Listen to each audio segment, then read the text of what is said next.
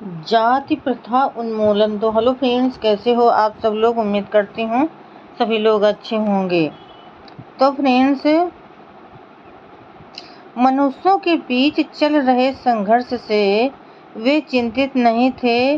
वे मनुष्य और ईश्वर के बीच संबंध के लिए ही चिंतित थे। उन्होंने यह शिक्षा नहीं दी कि सारे मनुष्य बराबर हैं। यह एक बहुत अलग और बहुत हानिकर प्रस्ताव है, जिसकी शिक्षा देने में किसी को कोई परेशानी नहीं होगी या जिसके मानने में कोई खतरा नहीं है। दूसरा कारण यह है कि संतों की शिक्षा प्रभावहीन रही है, क्योंकि लोगों को पढ़ाया गया है कि संत जाति का बंधन तोड़ सकते हैं, लेकिन आम आदमी ये बंधन नहीं तोड़ सकता। इसलिए संत अनुसरण करने का उदाहरण नहीं बने। वो सम्मान योग्य धर्मपरायण व्यक्ति बने रहे। लोग जाति और छुआछूत में पक्का विश्वास करते हैं।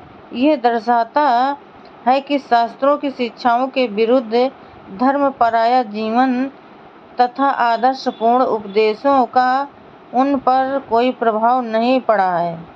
इस प्रकार इस बात से कोई सांत्वना नहीं मिलती कि संत थे या एक महात्मा है जो शास्त्रों को थोड़े से विद्वानों और कई अज्ञानियों से अलग तरीके से समझते हैं।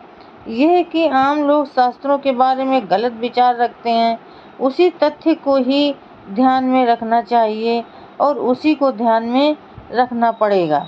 शास्त्रों की सत्ता को समाप्त किए बिना और कैसा व्यवहार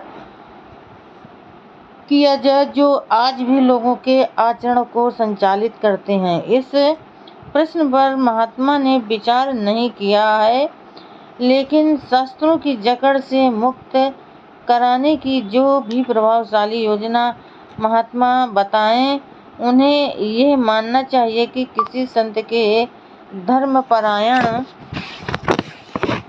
जीवन में यह स्वयं ऊंचे उठ सकते हैं, लेकिन आम आदमी की संत और महात्माओं के प्रति यही मनोवृत्ति है कि वे उनका सम्मान करते हैं, लेकिन अनुसरण नहीं करते। इससे कोई कुछ अधिक नहीं कर सकता। तीसरा प्रश्न महात्मा ने उठाया कि चैतन्य ज्ञानदेव, तुकाराम, तिरुवल्लुवर, रामकृष्ण परमहंस इत्यादि द्वारा ज्ञापित धर्म गुरु रहित नहीं हो सकता, जैसा कि मैंने बताया है।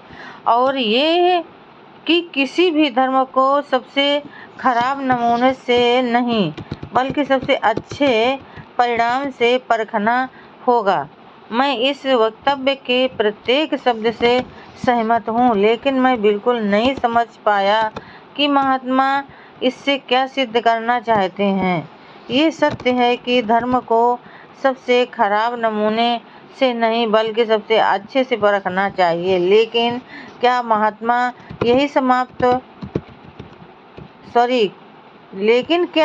यही समाप्त हो जाता है। मैं कहता हूँ नहीं। प्रश्न अभी भी उठता है कि सबसे खराब इतने अधिक क्यों हैं और सबसे अच्छे इतने थोड़े से क्यों।